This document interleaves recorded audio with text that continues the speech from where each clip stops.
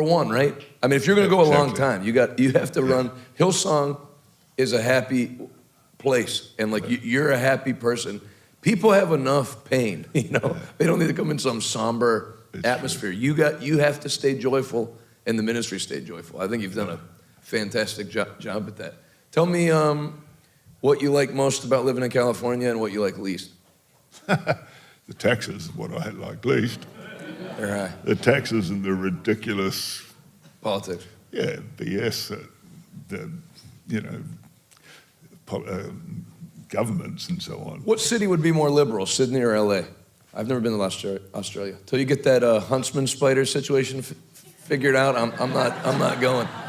Well, a huntsman spider's huge looking, but it's not going to hurt you. Yeah, I don't believe you. There's much more vicious ones that are only about this big. They'll kill you. Let me tell you something though. They wouldn't have to hurt me. When they stand up on their back legs, I'd go home to be with Jesus. I'd clutch my chest and you'd see like a cartoon ghost float up to heaven.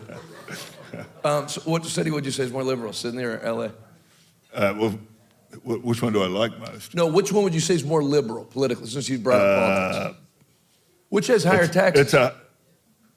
That's actually a good question. I think I say LA would have higher taxes overall. Wow. Yeah. California's got the highest taxes in America. I know. Yeah. I just didn't know how it stacked up with Australia. Pretty crazy that there's any of that in a country that was founded over shooting British people over a 2-cent tea tax. we got off the rails somewhere. We're not pro-shooting British people. If anyone's watching on YouTube, please don't give me a strike. What I love about California is it's a little bit like Australia weather-wise. So obviously the sun shines. I love the surf. I love the water, you know. Do you surf? My boys were big surfers. I loved the ocean. I'd body surf and so on. I never really surfed. Did you know that's why Chuck Smith stayed in California? Why? Surfing. Right. I heard his testimony one time. It stunned me. Chuck Smith from Calvary Chapel.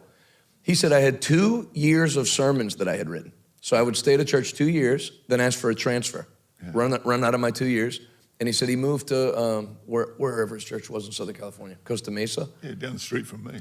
And he would meet up with a lawyer and a dentist every morning from his church at 6 a.m. and they would surf for an hour and a half before work. And he said he loved it so much that the denomination called at the 2-year mark and said, I guess you're going to be asking for a transfer. He said, no, I want to stay here. And so that's actually, it forced him. That's when he started doing the chapter by chapter Bible study because he was out of sermons. But then that's what made his ministry take. Again, like you listen to that story, you'd be amazed how much revolves around having some type of personal system where you enjoy your life. Yeah. You have to like life, or you're going to be a miserable preacher. And even preaching the same way, you're going to deliver it mean. And it's really because, like most of these guys that are like angry and rebuking people, and Paula White doesn't belong at the White House. I guarantee you, they have a bad marriage, or they don't like where they live, or they have no hobbies. They're just mean. Because if you're enjoying life, what do you care who's in charge of the faith board or any of that stuff? So, you know, when you meet people that did it for a long time well, they like where they live, and they built an environment that fosters long life. So you don't like the taxes. What do you, and you like the weather. Yeah, I like the people too. I like the mindset in Southern California. I like the people too. Yeah. I find, you know, this surprised me, but I found the Christians there the strongest. Like Texas, and I have a church there, so I'm not looking to make enemies, but it's beneficial to be a Christian in Texas. It benefits you politically, it benefits you in business. There's no benefit for being a Christian in LA. Right. So when you meet people who are, they love the Lord. And I like that. I found like very strong Christians there. I liked it. But Australia and California are very similar. Australia's extremely socialist, left-leaning media, all the same things. More and more toxicity in politics, and you know, the same social issues as here. So there's a lot of similarities. Yeah, that makes sense. So if you like the climate, you ever been to Scottsdale? Yeah. What made you choose California over Scottsdale? Airport? Well, Have you Oh, the ocean. Have you ever been to Phoenix Beach? You like the ocean. I got you. Now, that's the one thing they don't have. It's a desert. Plus, it's hotter than hell. It is. In Arizona. It is. I like the heat, though. I actually go on vacation there in July because the resorts are empty. Right. I like how it clears really? everybody out. Yeah, and I like the heat, even though Camila one time cried because she just sat on the seatbelt accidentally and almost had to take her to the burn unit. It's like the seatbelt was like 150 degrees. Yeah. All right, let's open it up for questions. Get a couple microphones and just make sure it's no weirdos asking questions with weird questions. The more practical the question, the better. You guys, students, enjoy? Yeah. Good. Thanks. We appreciate Pastor Brian coming all the way from LA just to speak at the Bible College and speak to me. You've really helped me. I appreciate it. Cool. Question. Got two in the back. Hi, I was just wondering what advice you have. Fellow for people- Australian. Yes. Hi. Are you Australian? Yes, I'm from Western Australia. Oh, I thought you were Australian. Sorry. I was wondering what advice you have for people that are going into ministry married. Obviously, you had a long time married in ministry with your wife. What's the best kind of general counsel you could give? So I'm actually having trouble hearing you. What counsel would you give to somebody that's married in the ministry? You know, she said they're going into the ministry, her and her husband. What advice would you give to married couples? Great question. Well, the greatest unifier in any marriage, to me, if you want to have a good marriage, the greatest unifier by far is vision. If you're both, you can have totally different roles, personalities. One can be a doctor and the other one a plumber, all of those things. But if you're about the same thing, that'll keep your marriage together more than any other thing. So that sense of we're in this together. We're different people, but we're in this together is, to me, one of the greatest things about ministry. Having somebody that you can trust, that you can speak to, who you can, literally be the most intimate with in terms of your feelings, where you're at. I think it's much easier to do ministry married than alone. Sure. I think to expound on what he said, and especially from a husband standpoint, like Pastor Brian was saying, that a church has to be a place where people can flourish. Your marriage has to be a place where you're the husband and the head of the home. You have to make it where your children and wife can flourish and not be restricted. Exactly. When Adonis felt to write those Mighty Series children's book, we didn't even have close to it in the budget. But I knew it was in her heart, and I thought, I'll figure it out. I'm not going to say, because I got ready to go, no. I thought, I'm not doing that. Because you meet preachers' wives with big black bags under their eyes and frowns, and when their mouth smiles, their eyes don't smile because you can tell they've been oppressed. They're not allowed to do anything. And so pay attention to what your wife is dreaming about and doing, and find a way to facilitate it. If it's not this tour, 4-city tour that my wife's doing right now, that's, in a Falcon 900, that's not some small thing. Right, Adalis, right now we're building 2 churches. We don't have, if you do that, you start crushing your wife's spirit. And then she doesn't really like living anymore. And she looks like it on the face. And that's why a lot of preachers' wives look like that. Facilitate what's in their heart, stay together, but God's gonna use, both of you to grow the thing that God has you to do. And then on the flip side, to not come at it from the negative standpoint, when you allow space to flourish and your wife's enjoying her part in the ministry, then you have a happy marriage. And like Pastor Brian said, it's very hard to get divorced from somebody that's your business partner too. If you let one spouse start leading their own life, then it's easy to break up. When you're so intertwined, this is like a terrible way to get the point across, but like, if me and Adonis split up, I still would kind of try to negotiate. Can you still help out at Revival Today Church Pittsburgh though? Because you're doing a great job. You know what I mean? Like, so obviously we're not going to get divorced because we're spouse, we're business partners. Our lives, like he was talking about, they're totally tied in. Whereas if the man preaches, the wife works at the MAC makeup counter, Nordstrom makeup counter, and you start going like this, it can be trouble. Next question. Starting in the ministry as an evangelist, what and the experiences that you've had since then, because I understand in evangelism you almost got to have like this pioneering mentality where you got to like blaze a trail and just rock and roll. So when it comes to starting in evangelism and the experiences you've had, what advice do you have as somebody that's about to start in evangelism, and what advice what have you noticed makes the difference in why some evangelists are good and others are not? What advice do you have for the Bible college students that are getting ready to graduate that feel called into evangelism? Who asked the question? Makana, he's from Hawaii. Can you stand up for one sec? There we go. So, what was the question? What advice do you have? A little ADHD, I've got to be honest. What advice do you have for somebody that's graduating Bible school that feels called into evangelism that's going to launch out from somebody who did it? Well, honestly, you got to be prepared sometimes to go where no one else wants to go, and preach to people that no one else much wants to preach to, and start from the ground up. I mean, we always believe God to bring incredible blessing to everything we do.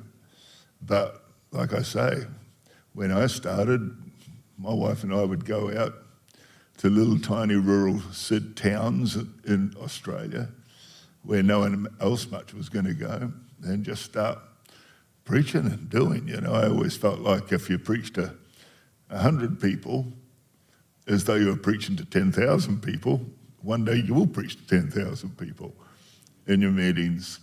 So I don't know, you may have a better answer, but my answer is start from the ground and be ready for the hard grind. Have faith, have expectation, believe God's going to bless you, God's going to grow you. But it's very rare to suddenly walk into being an evangelist that, you know, fills stadiums.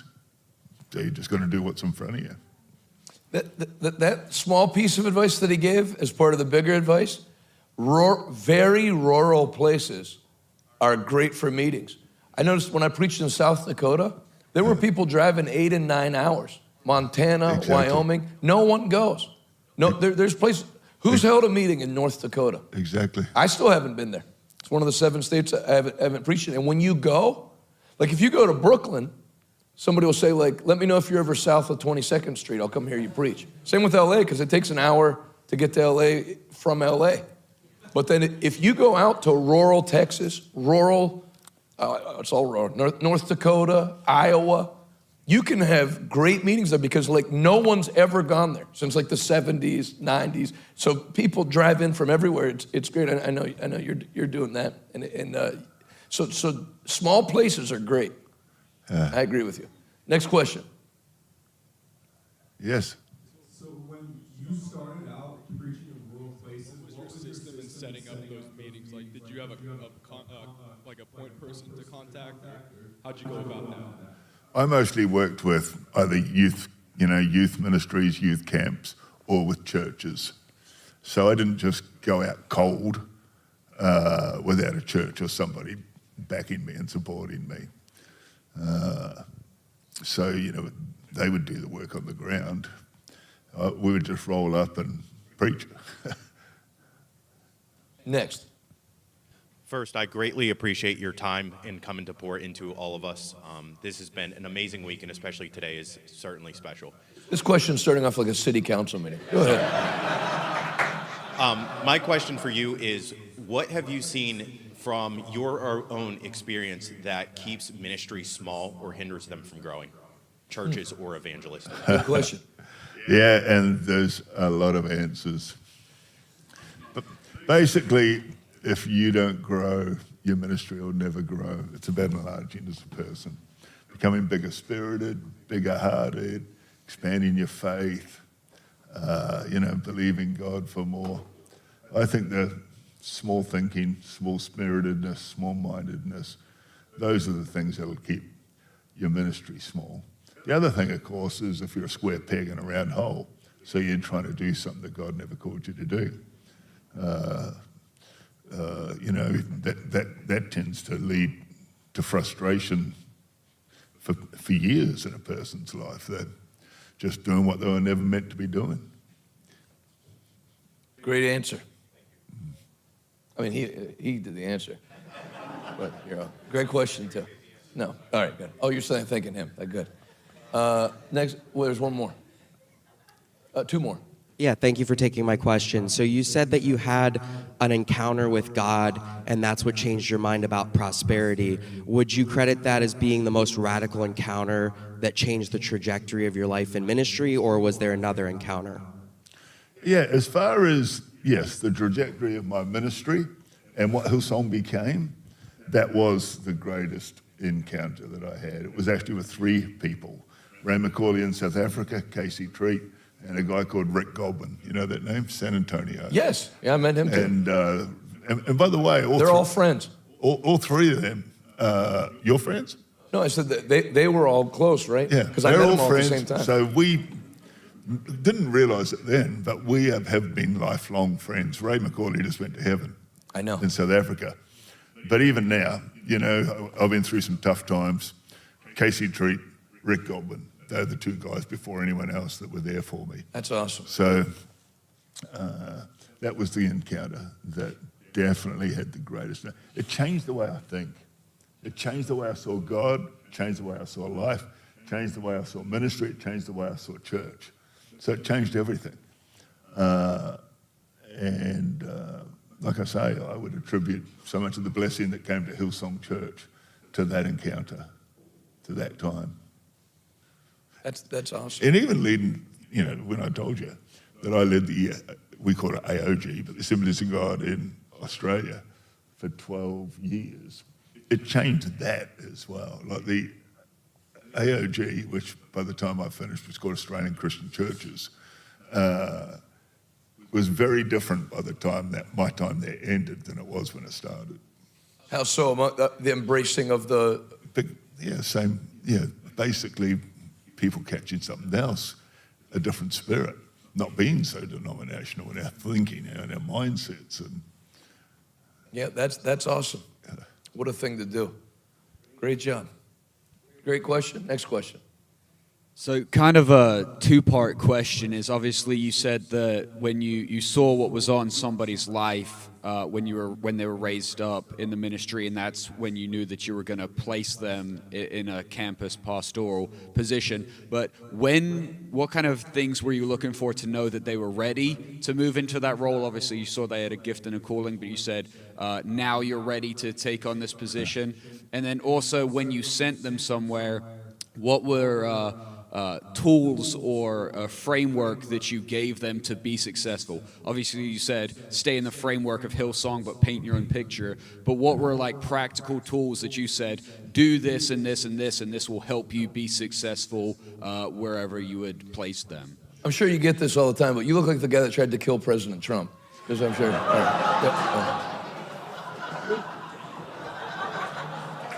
Was it him? I mean, it was 30 minutes from here. Was it? No, he's gone. He's deceased. Maybe it was his brother.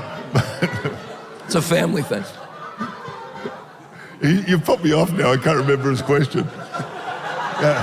What tools did you give people in the ministry when you could see something on their life to succeed, or guidelines?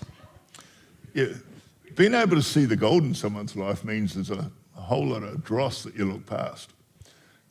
So oftentimes, I think sometimes God gives people a gift where you can see in someone what no one else can see.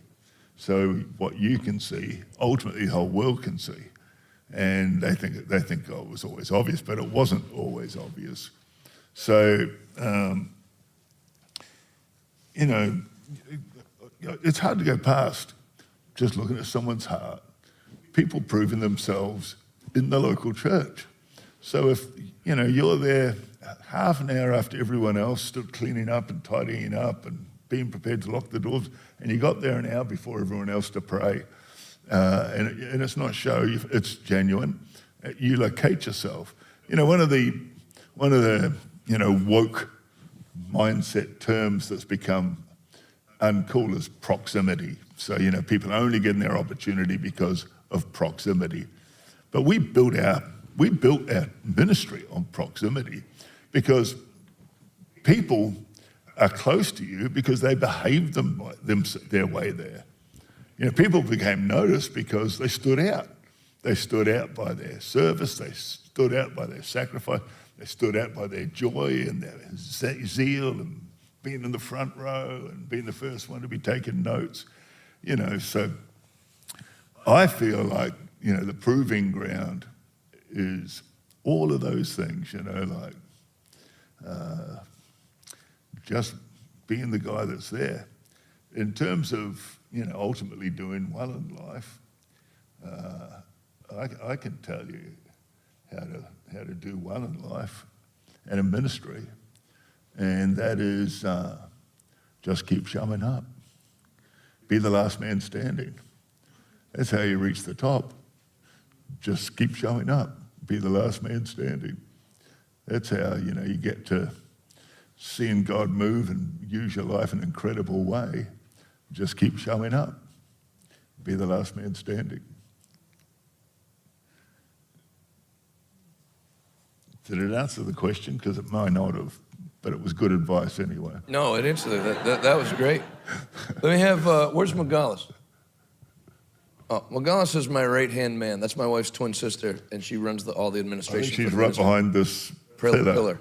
Yeah, that actually wasn't her. I had it built just to obscure half the crowd from seeing the stage. It's a good idea. You Yeah. put the people who are... I studied architecture. You put the people who are discouraging to preach to. You put them behind there. Magalis, a question as administrator for somebody that had a world-changing ministry, something you'd like to know? Yes, but let me get back to you because let me think about it because I want it to count. Is that okay?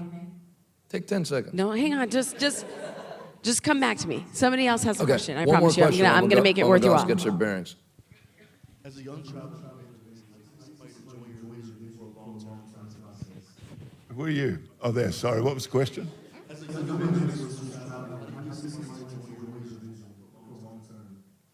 What did you say?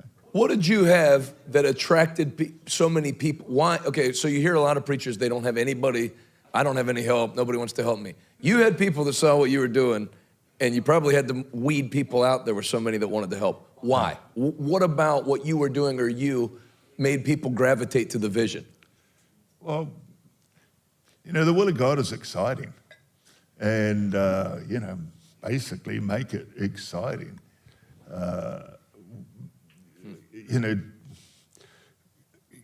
Just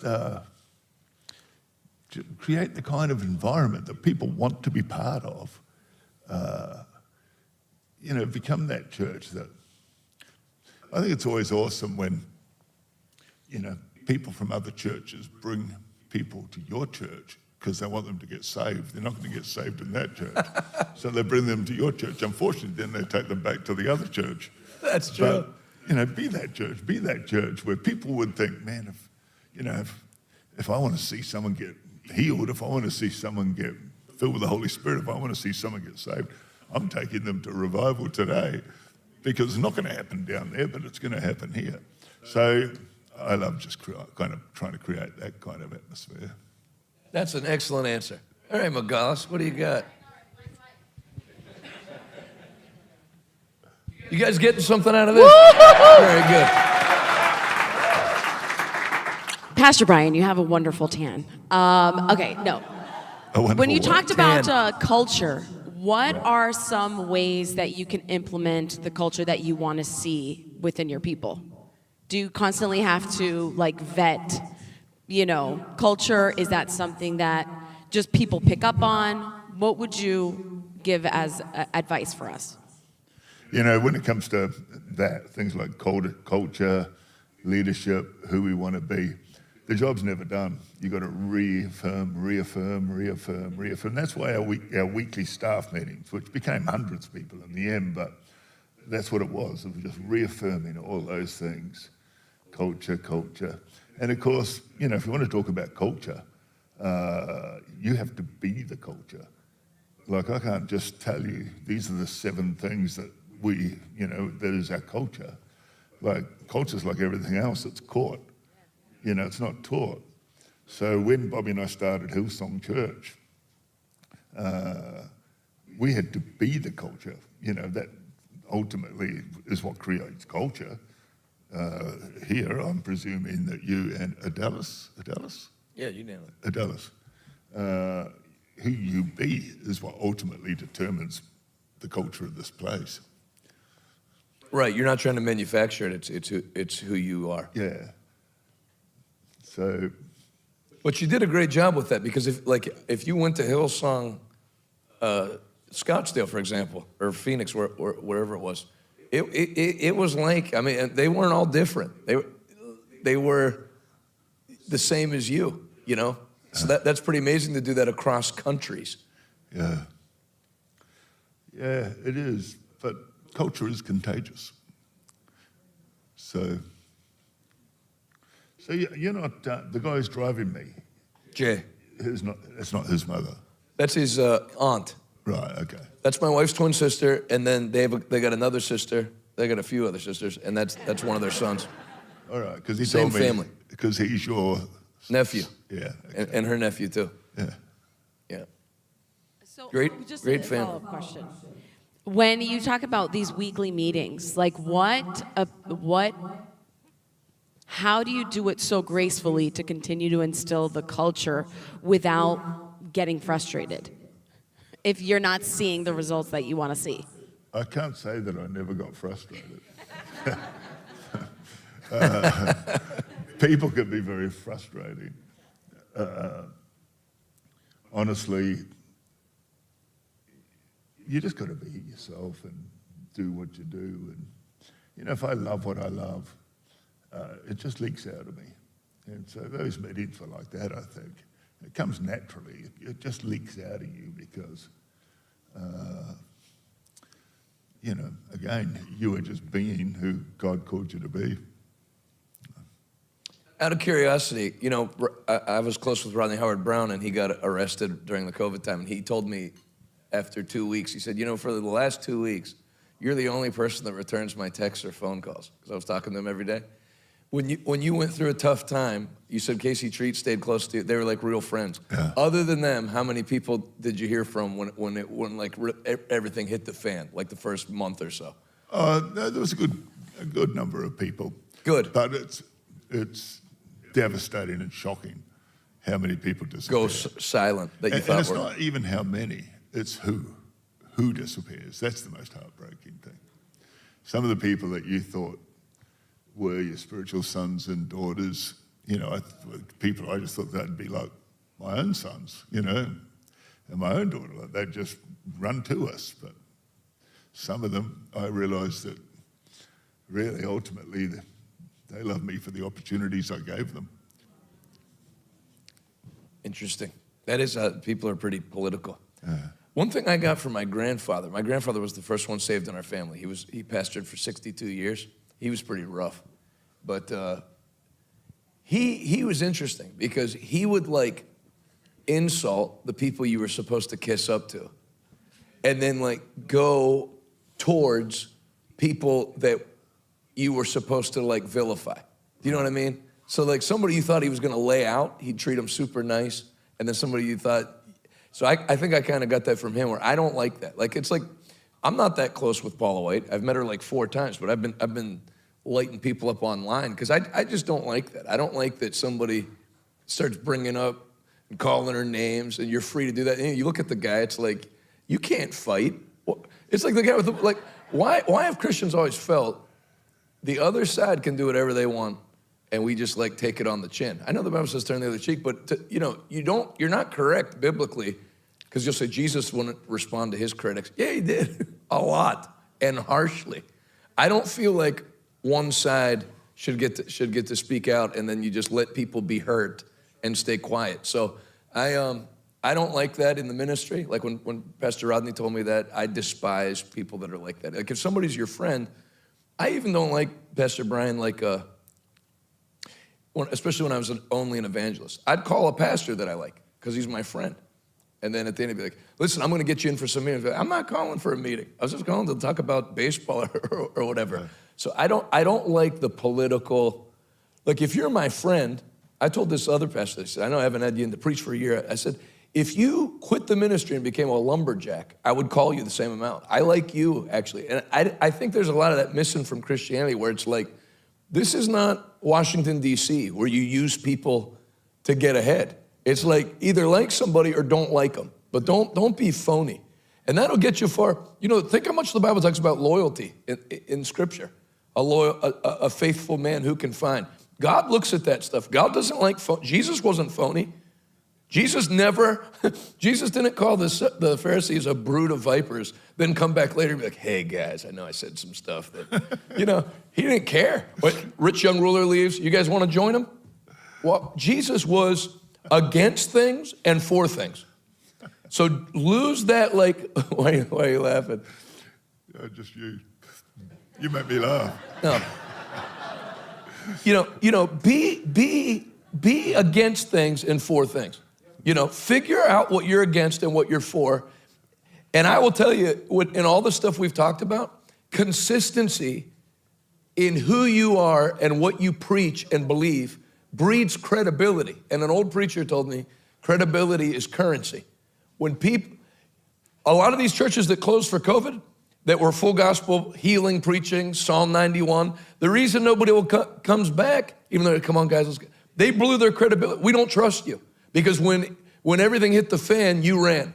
So if you stay, it looked like at the time, Mogalis will vouch for me, and if Patrick's here, the moves you were at the time to keep preaching during COVID and come against Dr. Fauci, that seemed ministry ending. I fielded calls from not idiots, like top people in the ministry that were older and seasoned. You're making a mistake. Check the news, looked like it would be ministry ending. To just go on and start railing, you don't do that. But it looked like we were all going to jail, so I thought if they were gonna get arrested, I'm mouthing off on the way in. So, but when people know you don't change, and there's some people, they reinvent their ministry every 3 years. Yeah. When something's popular, they're doing that. Then they suit and tie for 3 years, jeans and t-shirt, back to suit and tie. Be what you're gonna be, and figure it out. Figure it out in Bible college. Be who you are, and don't waver. You know who said that, which is a terrible person to quote as an example? Howard Stern had the #1 radio show in America for a long time. Artie Lang is a comedian. He was his co-host. And he said, what's the secret to being successful in radio? He said, pick a side and stay on that side no matter what.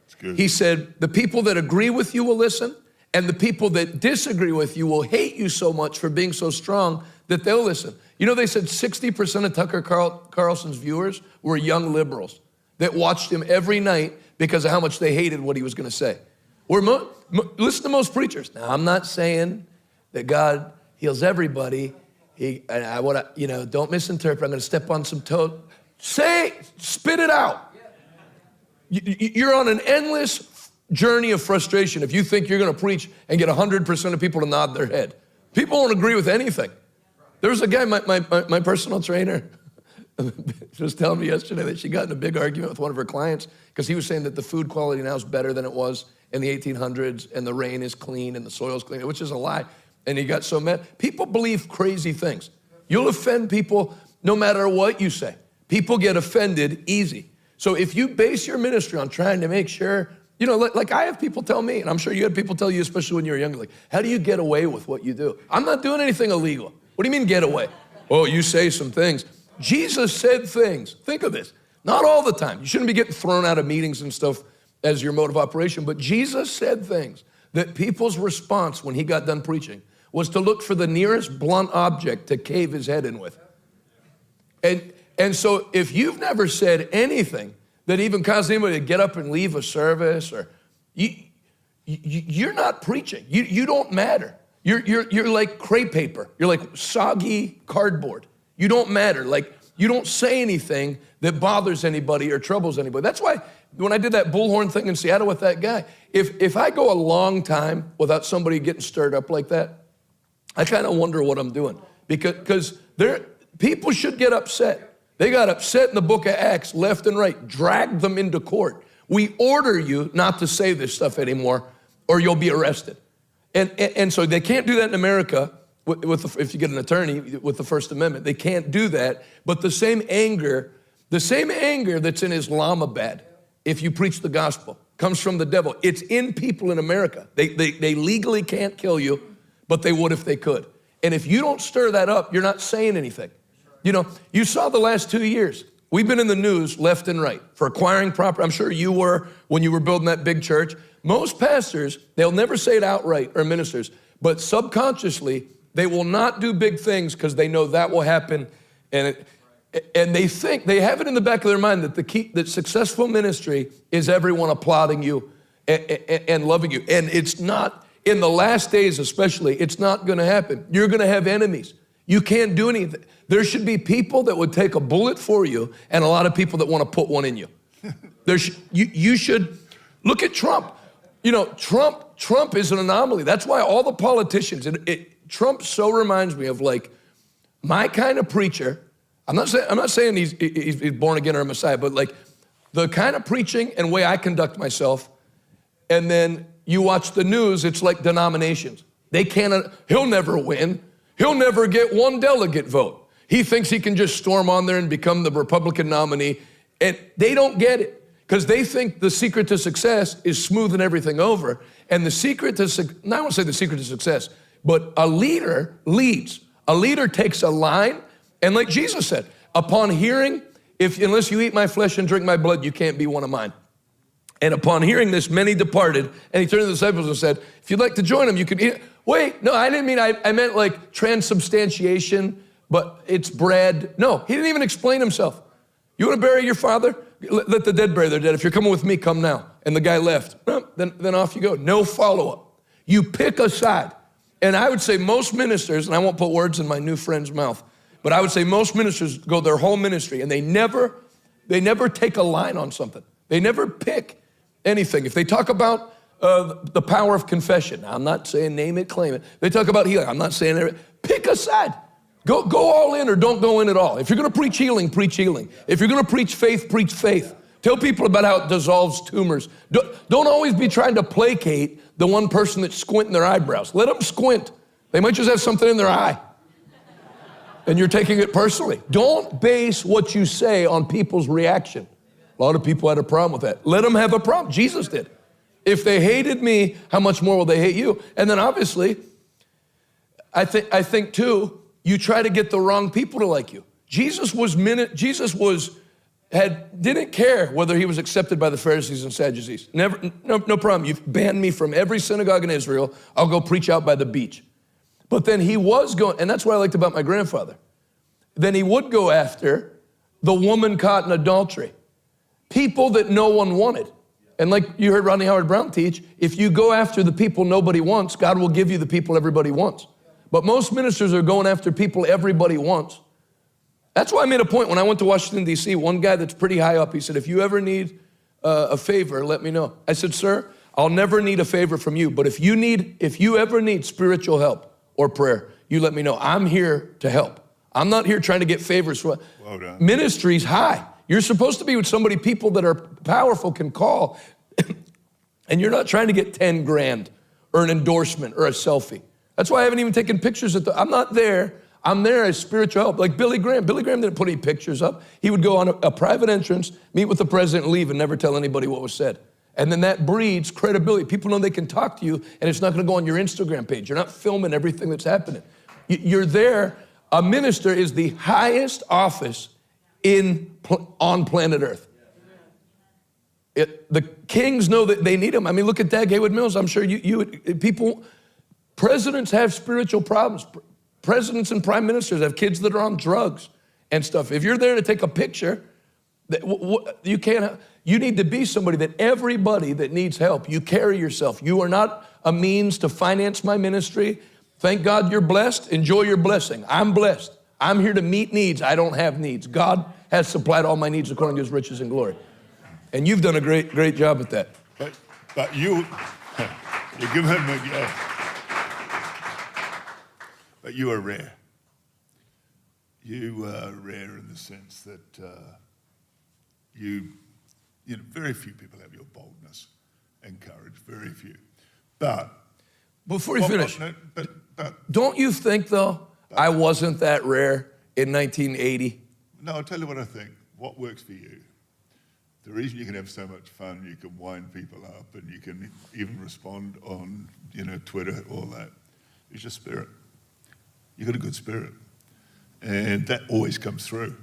So you can tease a guy in the front row about a city council meeting.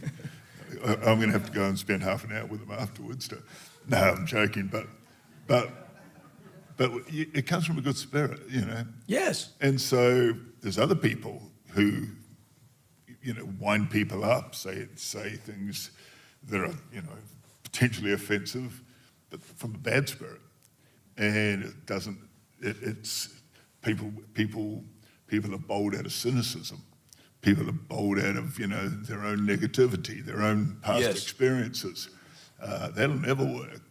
So to me, your greatest gift in terms of your boldness and having fun and, It comes from a happy place. it comes from a free spirit. Yeah. Yeah. Yeah, it's not vomiting your bit. And I think that's why you can say insane things to people when they laugh. Yeah. Even that guy that was protesting at the Bullhorn, he's like, I actually like listening to him a lot. Because it's not coming. And when I came out, he had left because he ran out of batteries. I wasn't going to yell at him. I was going to say very nice things in a bullhorn to him because I thought it would be funny. I feel like we have more in common than we have in a bullhorn. So that is the secret. I heard a comedian one time that did roasts. He said, how come you how are you able to insult people when they laugh? He said, because I don't not like them. He said, if you roast somebody That's exactly that right. you don't like, he said, it won't work. You have to actually love them and then, and it doesn't come out dirty sounding. Yeah, so as long as, I'd say to young people, as long as however you minister is coming from a good spirit, God will grace it and bless it and use it. But if it's coming from the wrong place on the inside. And I would put that number one. If you have insecurity or your dad didn't like you or your dad didn't go to your baseball games, you need to get healed. You need to get that under the blood of Jesus. If you carry some kind of insecurity or bitterness, it won't just limit your ministry. It'll limit you. It'll make you somebody people don't like being around. And it's not a few people. It's not even a majority. It might be 90+% of people. I'm talking guys in their 60s, 70s that because of their mom didn't look at their report card or no one approved of them or their brother I'm telling you, they carry it and it comes through in their preaching and it'll come out in your preaching. People say that I'm too bold. You're always, it's like every time you speak, it's self-defense. Whereas when you're free, Exactly.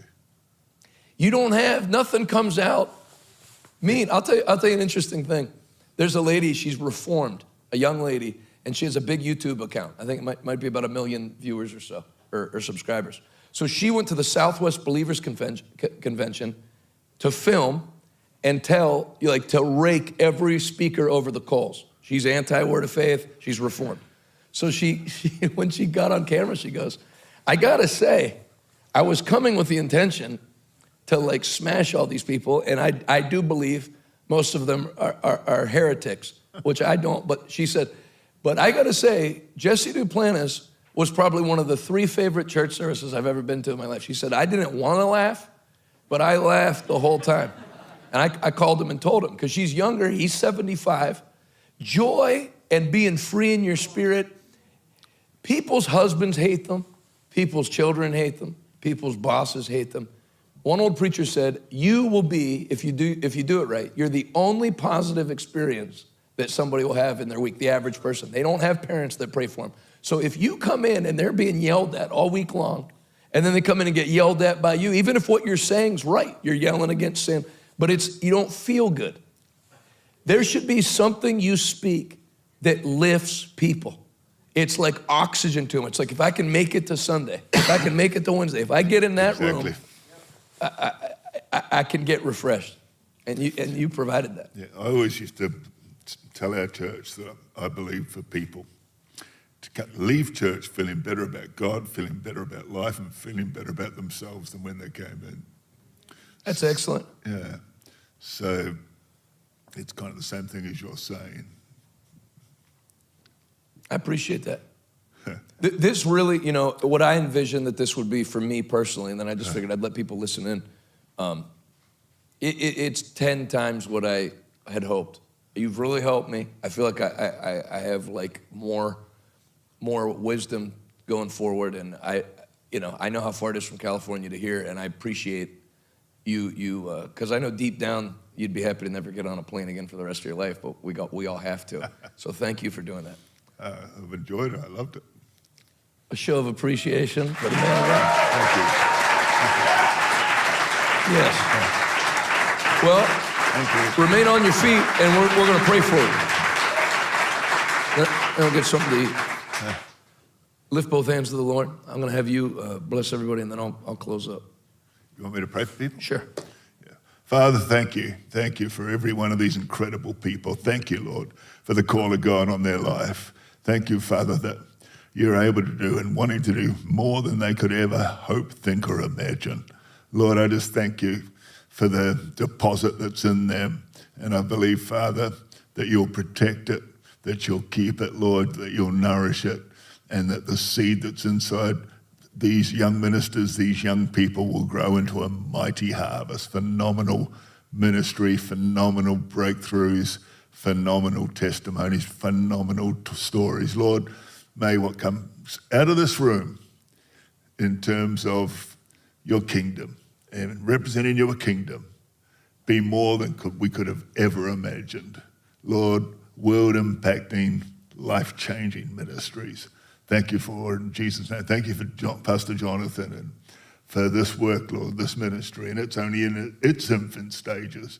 But Lord, you've got so much more for them, so much more in terms of life and expansion and growth and impact. And so I pray into that as well. In Jesus' name, amen. What's your newest book? The newest book was called There Is More. Right now I'm writing my story. Are you? Yeah, I'm writing my autobiography. Yeah, so. But the newest one out now is There's More? There Is More, yeah. Go out and just give it your all. And like you heard it, I'm glad you shared what you shared. We're 250,000 in the hole. People just think everything sailed for people. Keep going. If a challenge comes up, knock it back down and keep going. Don't quit. And if you do and you stay consistent, don't change, keep sowing seed and sowing seed, the cloud gets full and you get your harvest. So I hope this week helped you. I'll be with you again tomorrow at 10 in the morning, 10-ish. And then tonight I'll broadcast it at 8 o'clock if you're watching. I love it. Thank you everybody all over the world that's watching. I hope you enjoyed today. And I want to say from the bottom of my heart, you're a blessing. And thanks for giving me information that you could only get from about 3 or 4 people on planet Earth. You're a blessing. Thank you. All right, let's get something to eat. Adios, everybody.